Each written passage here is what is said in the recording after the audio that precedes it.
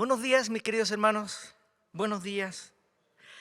Que el Señor nos siga bendiciendo en esta mañana. Gracias al Señor le doy por estar en este lugar, por su misericordia y por su amor. Le invito, mis hermanos, a que abramos nuestra Biblia o Nuevo Testamento en el Evangelio según San Mateo, en el capítulo 4. Transpiré helado cuando el pastor Samuel, ¿cierto?, decía que era el libro de Mateo. Después cuando dijo el 7, me relajé. Evangelio según San Mateo en el capítulo 4. El título del mensaje, ¿dónde está el hermano Francisco? El título del mensaje, Luchando en el desierto. Luchando en el desierto. Sí, estuve harto rato pensando en cuál podría ser el mejor título para el mensaje y creo que esta es la palabra que el Señor nos tiene esta mañana. Evangelio según San Mateo en el capítulo 4. ¿La encontraron? ¿Sí? ¿La tenemos? Vamos a dar lectura a la palabra del Señor en el nombre de nuestro Señor Jesucristo. Amén, ¿cierto? Amén. Dice de esta manera, desde el versículo 1 en adelante. Entonces Jesús fue llevado por el Espíritu al desierto para ser tentado por el diablo. Y después de haber ayunado 40 días y 40 noches, tuvo hambre. Y vino a él el tentador y le dijo: si eres hijo de Dios, di que estas piedras se conviertan en pan. Él respondió y dijo: escrito está, no solo de pan vivirá el hombre, sino de toda palabra que sale de la boca de Dios. Entonces el diablo le llevó a la santa ciudad y le puso sobre el pináculo del templo y le dijo: si eres hijo de Dios, échate abajo, porque escrito está, a sus ángeles mandará acerca de ti y en sus manos te sostendrán para que no tropieces con tu pie en piedra. Jesús le dijo: escrito está también, no tentarás al Señor tu Dios. Otra vez le llevó el diablo a un monte muy alto y le mostró todos los reinos del mundo y la gloria de ellos. Y le dijo: todo esto te daré si postrado me adorares. Entonces Jesús le dijo: vete, Satanás, porque escrito está, al Señor tu Dios adorarás y a Él solo servirás. El diablo entonces le dejó y aquí vinieron ángeles y le servían. Le invito a que me acompañe a orar, por favor. Padre Celestial, en el santo nombre de Jesús, te quiero dar gracias en esta mañana, Señor, por lo que ya es tu palabra, por la lectura de tu palabra que ya en sí nos reconforta y nos fortalece, nos corrige y endereza nuestro caminar, nuestro corazón. Padre Celestial, te pido por misericordia que tú prepares el corazón de todos acá para que podamos aprender tu palabra y vivir de acuerdo a ella. Señor, es tu palabra la que transforma. Transfórmanos, Señor, en esta mañana. Te lo pido en el nombre de Jesús. Amén. Queridos hermanos, el título del mensaje es Luchando en el desierto, porque es inevitable en la vida del cristiano llegar al desierto. En el desierto no solamente es donde el hombre es transformado, el hombre es preparado, ¿cierto?, para las grandes luchas. Lo vemos en la historia de los profetas. Todos los profetas pasaron por el desierto alguna vez. Y esa es una señal muy importante para nosotros. Respecto de problemas, luchas, no puedo dejar de acordarme, tal como lo hacía el pastor Samuel, de mis hermanos de Quinta Región. Y de hecho, conversando con un pastor de allá, referido a este mensaje, es qué peligroso es estar en el desierto, estar en la necesidad y que nuestra fe decaiga y que por lo tanto la tentación se haga más fuerte. Es muy fácil, mis hermanos queridos, buscar las soluciones fáciles o de corto plazo. Y en este texto que vamos a ver esta mañana, con la ayuda del Señor, vamos a mirar cómo el Señor Jesús venció todas esas tentaciones que tuvo en el desierto. Ahora, nuestro Señor Jesús estaba completamente preparado. El evento de la tentación en el desierto ocurre inmediatamente después de su bautismo. ¿Ah? ¿Se acuerda usted la escena del bautismo de Jesús? ¿Ah? Cuando Jesús se somete a Juan el Bautista lo bautiza y entonces fueron los cielos abiertos, ¿cierto? Y vio el Espíritu de Dios que descendía como paloma y venía sobre él, y entonces vino una voz de los cielos que decía: este es mi Hijo amado, en quien tengo complacencia. Plena complacencia, total regocijo, absoluta aprobación. Jesús en ese momento era totalmente aprobado. Desde su nacimiento hasta ese momento, el Espíritu de Dios, el Padre, declara con una voz portentosa, que me llama mucho la atención, que fue solamente algunas pocas personas, porque podría haber sido hecho en el templo, en algún lugar de mucha gente, donde hubiera mucha gente, y no, fue donde había un grupo de personas nada más que habían acudido a la predicación de Juan el Bautista, pero ahí estaba la voz del Señor diciendo: este es mi Hijo amado, en quien tengo plena complacencia. Vemos ahí, por lo tanto, que Cristo desde ya estaba enteramente preparado para toda buena obra. La concupiscencia no existía en él, no había pecado en él. Pleno regocijo, pleno gozo. Eso en sí ya nos da una esperanza, porque si Cristo venció la tentación, nosotros en su nombre también lo podemos hacer.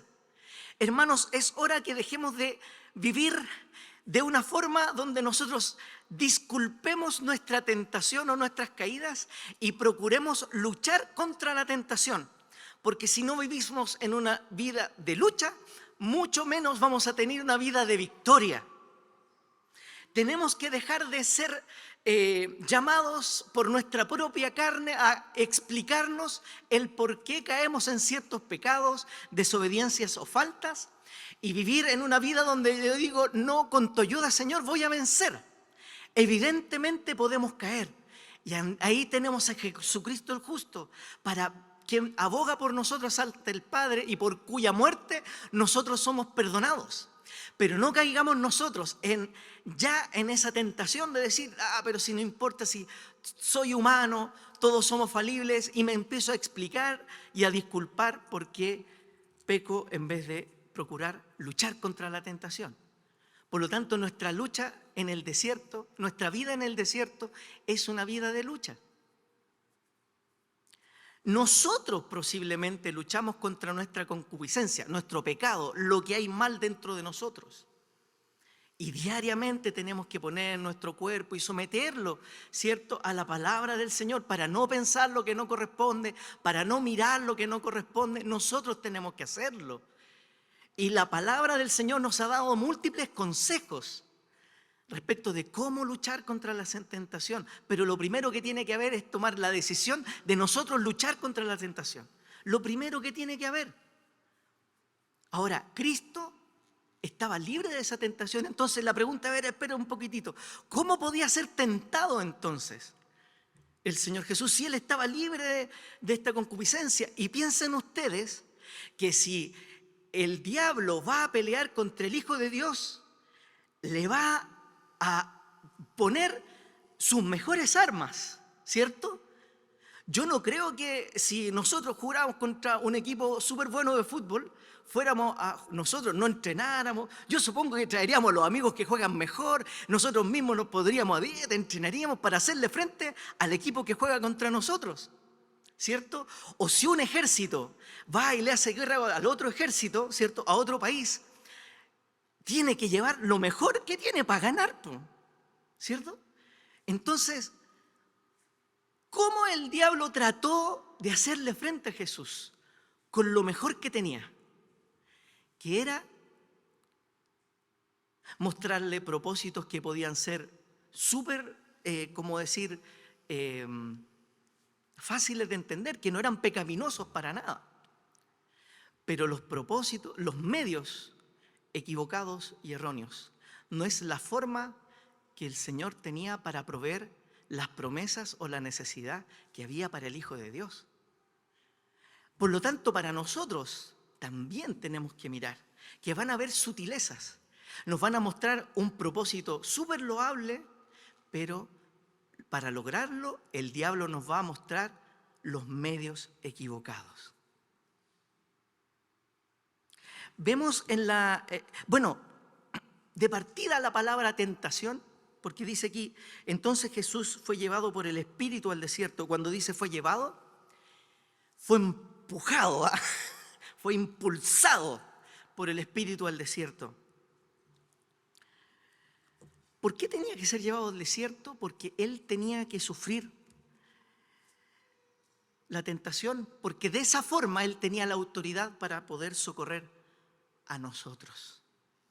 La razón por la cual Cristo fue llevado al desierto era porque él estaba velando por nosotros, para que un día cuando nosotros fuésemos tentados, nosotros tuviéramos a alguien a quien acudir.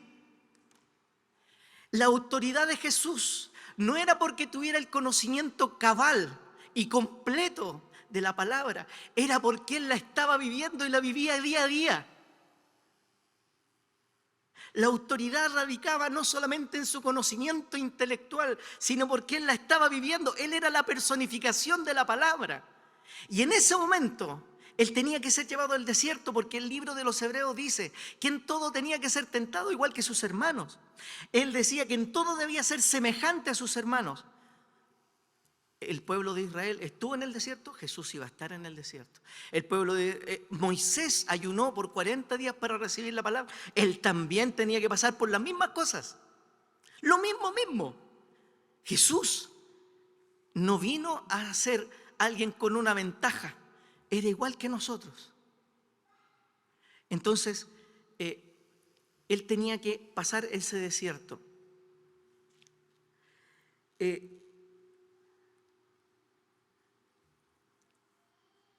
Y después, ¿y para qué? Para ser tentado por el diablo. ¿Por qué? Porque nosotros íbamos a ser tentados.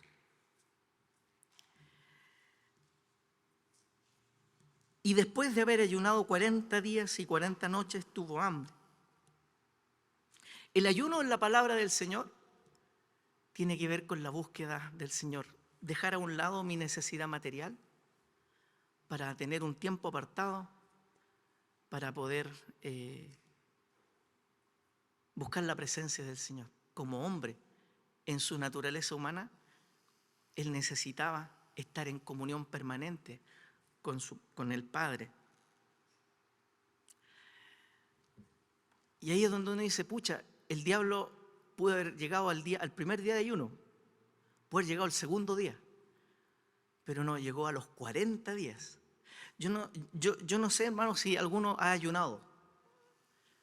Con un día se pasa hambre.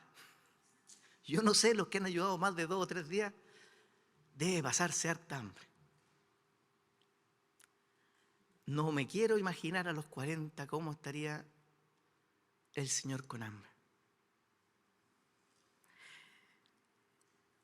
Y vino a él el tentador y le dijo, si eres hijo de Dios, di que estas piedras se conviertan en pan. ¿Es pecado comer? ¿Era pecado comer teniendo hambre? ¿Y por qué era una tentación entonces? No era pecado comer teniendo hambre. ¿Y por qué era pecado?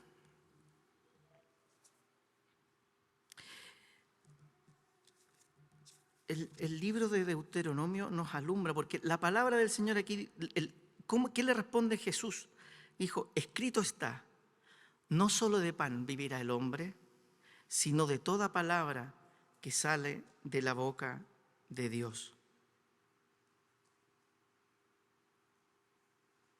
Si uno se va a la palabra del Señor y mira el libro de Deuteronomio,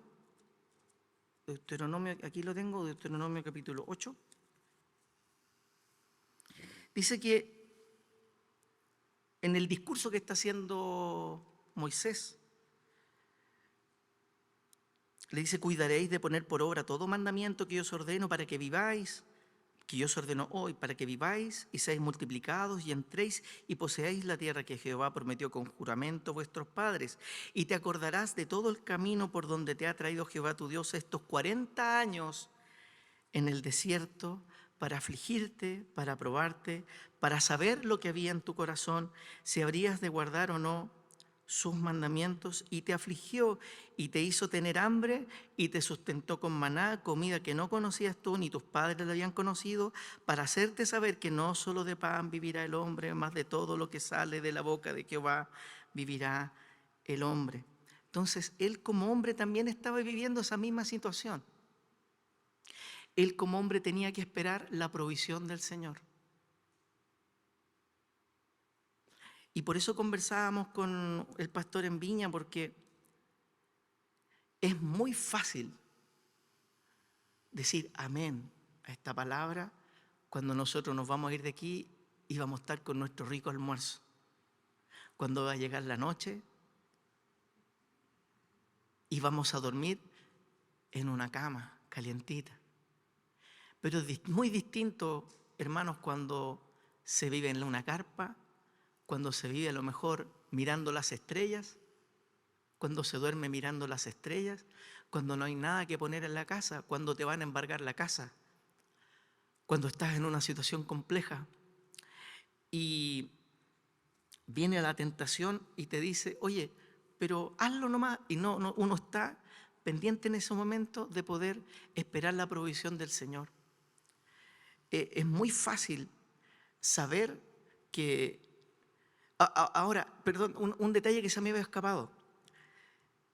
Dijo, si eres hijo de Dios, el tentador, di que estas piedras se conviertan en pan. Mire, yo le voy a decir a este papel que se convierta en pan. Digo, conviértete en pan y no va a pasar nada. Si usted lo toma y le dice a una piedra, conviértete en pan, seguramente no va a pasar nada. Pero el Hijo de Dios podía hacerlo. Pero ese momento no era el que el Hijo de Dios debía hacerlo, porque ese momento era para guardar comunión con su Padre. Ese momento apartado era para tener comunión con su Padre. Quiero que pensemos en algo.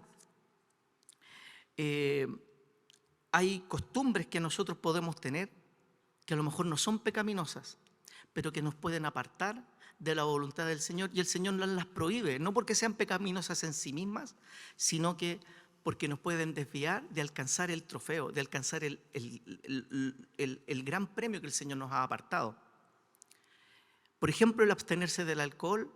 El alcohol en sí mismo no es malo, pero si a mí me va a llevar va a ser una carga para poder cumplir con la palabra o con la misión que el Señor me ha dado, se convierte en una tentación. Para el Señor, Jesús podía haber sido muy tentador, ocupar su propio poder para autosatisfacerse de algo que era totalmente legítimo, que era satisfacer su cuerpo porque tenía hambre.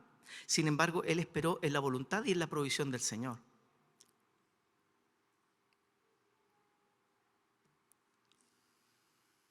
Ese momento era donde Él estaba disfrutando de la comunión con su Padre. No era el momento de comer, no era el momento.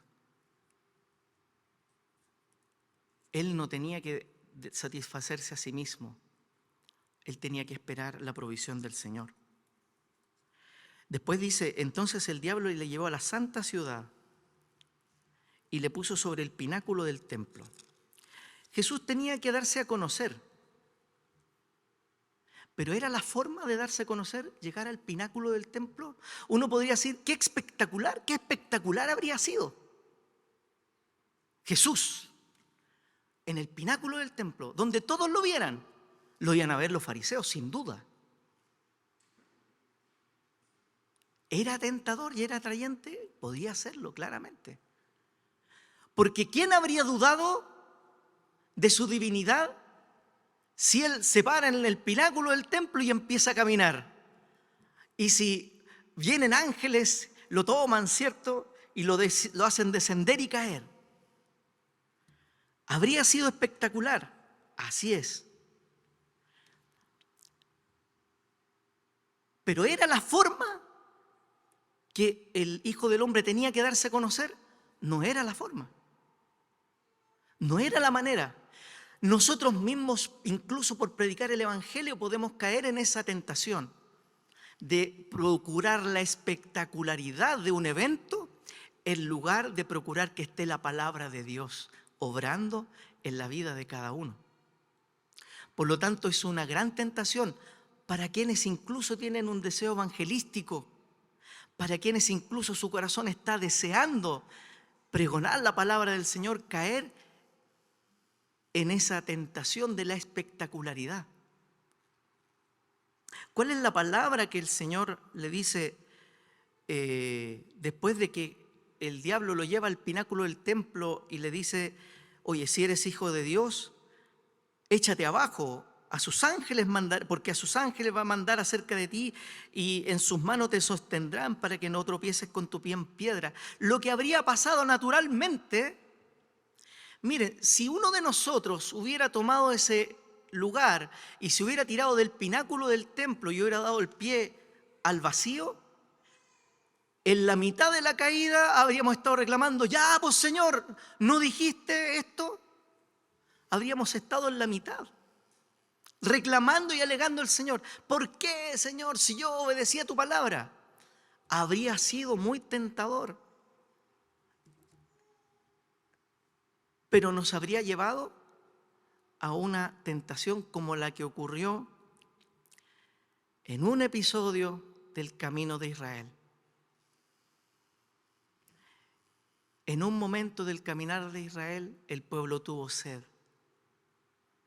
En ese momento, cuando el pueblo tuvo sed, en vez de esperar la provisión del Señor, en vez de, como dice la palabra, alzaré mis ojos a los montes. ¿Y de dónde vendrá mi socorro? En vez de esperar el socorro del Señor, empezaron a lidiar con el líder, Moisés. Ya, pues Moisés, ¿no dijiste que íbamos a la tierra prometida? Ya, pues, oye, tenemos sed, nos vamos a morir. Tanto es así que Moisés tiene que ir, habla con el Señor y dice, Señor, me van a apedrear. Me van a apedrear.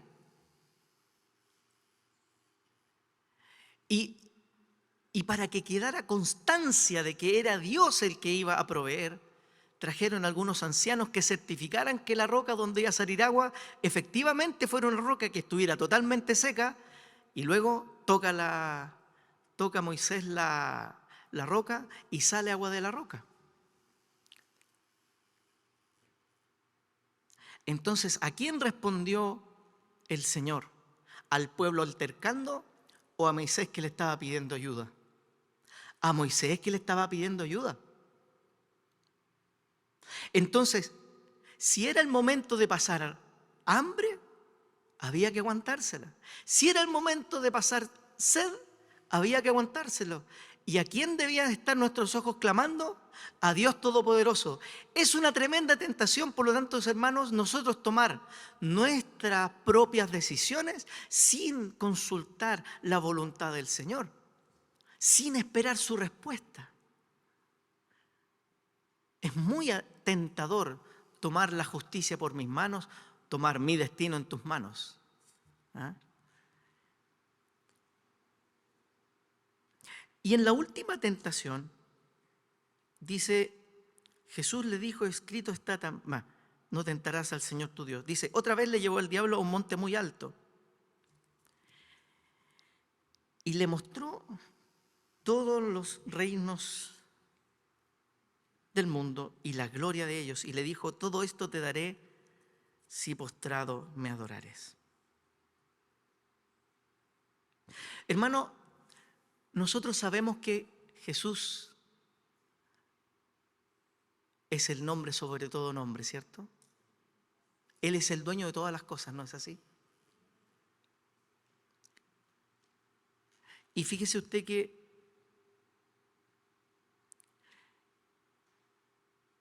el diablo le dijo, oye, pero todas estas cosas son mías. Y Jesús no le dijo que no eran de él. Nunca le discutió el punto, si era o no era de él. Pero lo que sí sabía Jesús es que al final del día, al final de la historia,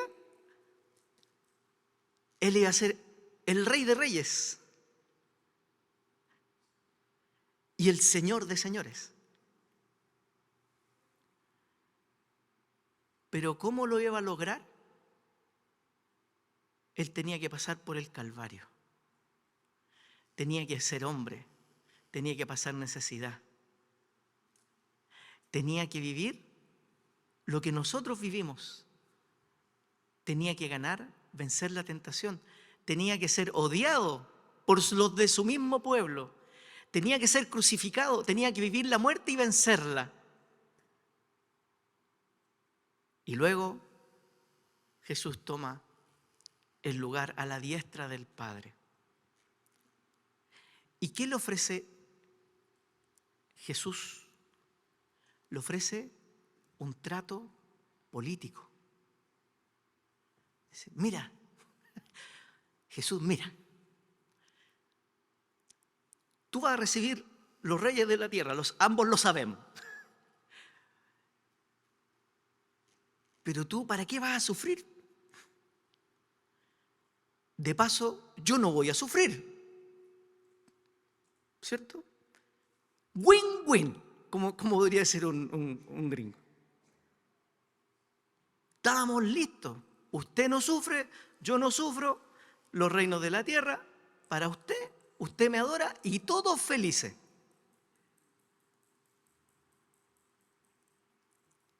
¿Se imagina si Cristo hubiera sucumbido a esa tentación? No tendríamos salvación, porque no hubiera habido cruz. No tendríamos el Redentor perfecto, aquel en el cual nunca hubo engaño en su boca.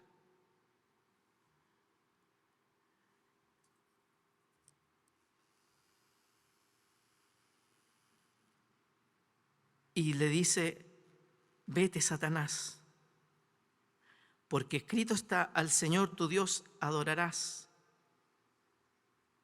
y a Él solo servirás.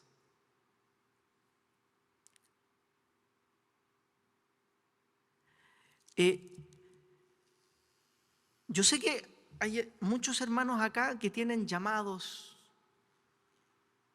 a servir, llamados pastorales, llamados a ser diáconos. Todos nosotros somos llamados a servir los unos con los otros. Pero tenemos que procurar que esos objetivos y esas promesas que Dios nos dio sean alcanzadas con los métodos que Dios nos dio. De la forma que Dios quiere que se logre. Hermanos queridos, hay personas que se preparan para humanamente hacer grandes cosas. Pero si en esa preparación humana no hay una preparación en el espíritu, de nada sirve, es hueco y vacío. Podemos cantar grandes canciones, pero si en ellas no obedecemos al Señor, de que haya un corazón humilde y sencillo, de un corazón humillado, esa alabanza no llega al cielo. Hermanos queridos, la sutileza del enemigo para efecto de lograr propósitos loables, pero por medios equivocados, es la principal arma. Es como decir, la palabra nos dice, orad sin cesar. ¿Lo dice o no lo dice? Ya. ¿Es una opción o no es una opción? Pero venimos cansados, hermanos, del trabajo. Un tutito más, no importa si oraste ayer.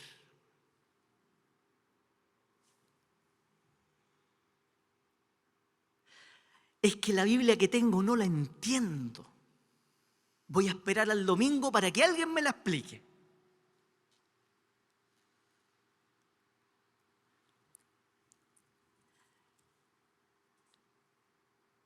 En otro tipo de ejemplo, conocí el caso de un hermano que hacía ayuda social en Villa Francia. Villa Francia, para los que no lo conozcan, es un lugar es un lugar peligroso de Santiago, donde lamentablemente, como muchos lugares, ha proliferado el narcotráfico. Y este hermano lo llama un narcotraficante, lo hace pasar a su casa, lo hace bajar al subterráneo y le dice: hermano, usted el que le ayuda a la gente, sí, mire, aquí cerros de billetes, aquí ayuda a nuestra gente. Era tentador. Si los cuervos te mandaran carne. Yo no se acuerda del profeta Elías. Y no, pues la cosa era una obra de la iglesia, era con diezmo y ofrenda. Pero era tentador, era tentador. Ocupar dinero mal habido para lograr un propósito loable. Pero mi pregunta es, si ese hermano hubiera caído en la tentación, ¿habría conocido al Dios de la misericordia? ¿Habría conocido al Dios que multiplica? No, po. En otra escena también con hermanos que iban a repartir alimento a personas indigentes, también llegaron sin pan. Y yo les puedo decir que yo fui testigo de cómo Dios proveyó el pan, después de haber orado por ese pan.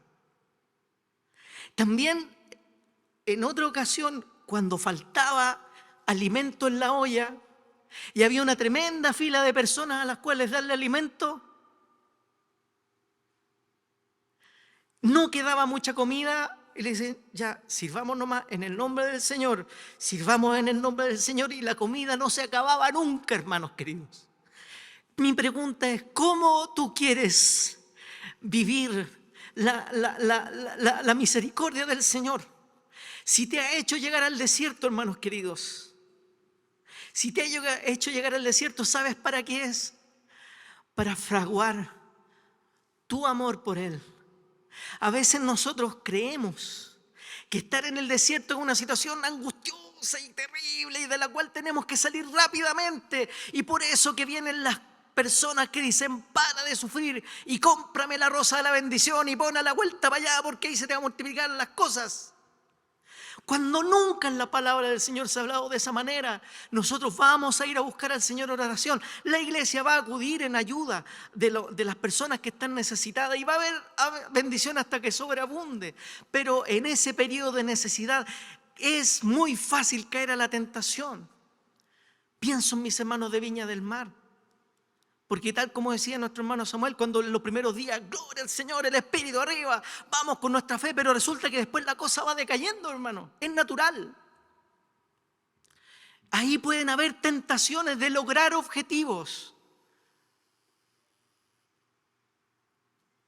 Saquémosle cemento a las personas del lado, total, no se van a dar ni cuenta. ¿Qué le van a hacer un par de tablas? A la persona está lleno de tablas. Pues son de Él, por hermano, no es para que nosotros vayamos a robarle, para edificar para nuestra necesidad.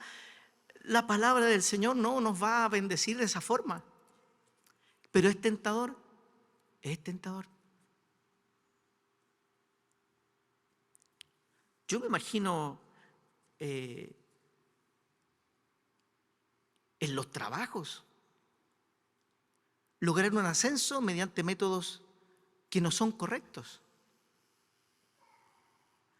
El contador, el que siempre está tentado para arreglar la cifra para que las personas se ganen el bono. ¿Quién va a saber? ¿Es tentador? Es tentador. ¿A todos nos ayuda? A todos nos ayuda. Nos llega una luquita. ¿Pero es lo correcto? No es lo correcto. ¿Hacía falta esa plata? A lo mejor hacía falta esa plata. Pero era la forma de la cual el Señor tenía para tu bendición. No es la forma. No es la forma. Mentir en el currículum.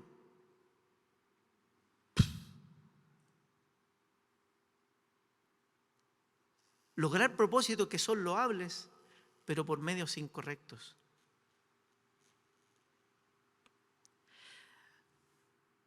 Personas que a lo mejor, artistas que le han vendido el alma al diablo para lograr discos, ventas de discos, supuestamente vendiendo el alma al diablo. No sé qué le venden, porque la palabra del Señor dice que todas las almas son mías, dice el Señor. Pero que dejan atrás todos sus principios para efectos de lograr una posición.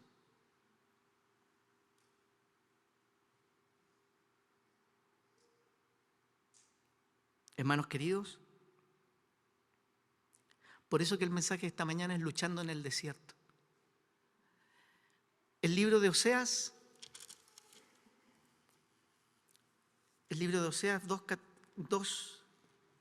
capítulo 2, versículo 14 dice: pero he aquí yo la traeré y la llevaré al desierto y hablaré a su corazón. ¿Para qué habla a su corazón? Para que te vuelvas al Señor. Para que te vuelvas a enamorar de Él. Para que vuelvas a esperar en Él todas las cosas. Tu futuro. Tu familia. La petición que a lo mejor ha venido por años sin responder.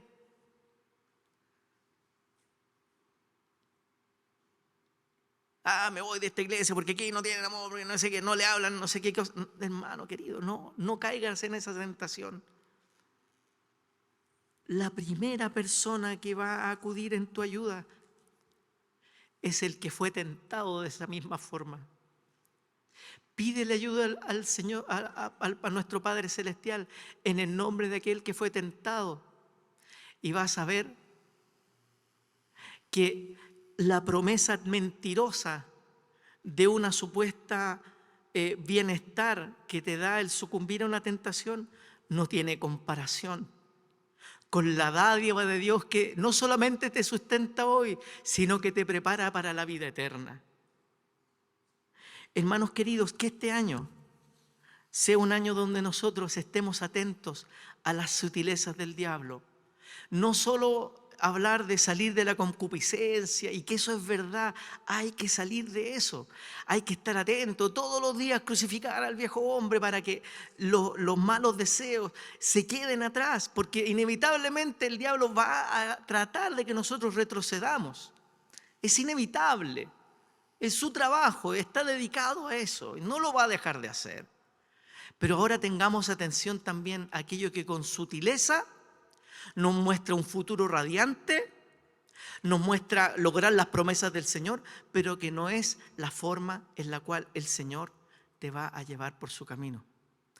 Y te voy a decir una última cosa: nunca vas a lograr escuchar la voz de Dios si no haces dos cosas: si no estás en oración y no lees su palabra.